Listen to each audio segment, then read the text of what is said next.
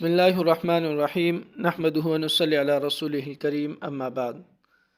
آج ہمارا عنوان ہے برتھ ڈے منانا کیسا ہے، یوم پیدائش منانا کیسا ہے۔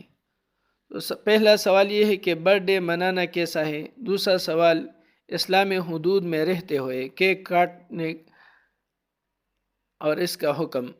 تیسرا سوال یہ ہے کہ اس لیے اس کو منانے سے منع کیا گیا ہے کہ اس سلسلے میں شریعت میں کوئی ثبوت نہیں ہے، لیکن میرا سوال یہ ہے کہ اس کو ہم عبادت کے طور پر تو نہیں کرتے، پھر اس کے لیے حدیث میں باقاعدہ ذکر آنے کی کیا ضرورت ہوتی ہے؟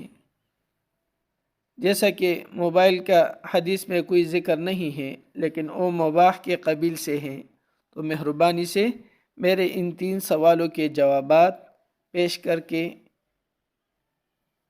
شکریہ کا موقع عنایت فرمائیے۔ تو جواب اس کا یہ ہے کہ پہلے سوال کا جواب، برتھ ڈے منانا غیروں کے طریقے اور ان کے مذہبی شعار کی نقل ہے۔ عیسائیوں کے کرسمس ڈے کی نقل۔ جو چیزیں غیروں کے مذہبی، قومی اور تہذیبی شعار ہیں، ایسی چیزوں کا مسلمانوں کو اختیار کرنا منع ہے، لہذا برتھ ڈے منانے کی اجازت شریعت مطہرہ میں نہیں ہے، اس سے احتراز لازم ہے۔ نمبر 2، نفس کیک کاٹنا اور اسے کھانا فی نفسی ہی جائز اور مباح عمل ہے، لیکن مخصوص ایام جیسے برتھ ڈے وغیرہ میں خاص پابندیوں کے ساتھ کیک کاٹنا، پھر اسے تقسیم کرنا غیروں کے طریقے کی نقل اور بری رسم ہے۔ مسلمانوں کو اس طرح کی رسومات سے پرہیز کرنا ضروری ہے۔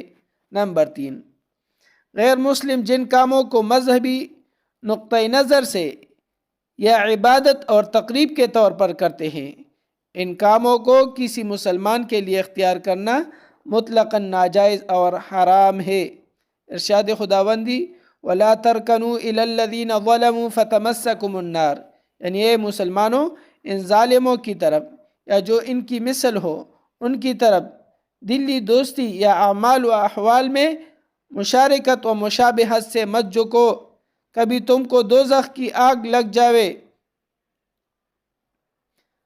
اور اس وقت خدا کے سوا تمہارا کوئی رفاقت کرنے والا نہ ہو۔ سورہ ہود آیت نمبر 113۔ اور ان غیر مسلموں کے خاص مذہبی رسومات اور طریقوں میں سے کسی طریقے کو، چاہے لباس پوشاک میں ہو یا کسی طرح کی تقریبی شکل میں ہو، اختیار کرنا اگرچہ عبادت کے طریقے پر نہ ہو تب بھی وہ ناجائز اور ممنوع ہے۔ پس برتھ ڈے منانا چونکہ غیر اسلامی طریقہ ہے جس میں غیروں کی تہذیب اور مذہبی شعار سے مشابہت ہونے کے ساتھ دیگر ناجائز اور گناہ کے کام بھی شامل ہوتے ہیں، اس لیے مسلمانوں کو اس سے احتراز کرنا لازم ہے، اگرچہ عبادت کے طور پر نہ کیا گیا ہو۔ واللہ تعالی عالم۔ دارالفتہ دارالعلوم دیوبند۔ تو اللہ رب العزت ہمیں اس پر عمل کرنے کی توفیق عطا فرما دے، اور غیر کی مشابہت سے اللہ رب العزت ہمیں ہر قسم کی مشابہت سے جس کا تعلق غیر سے ہو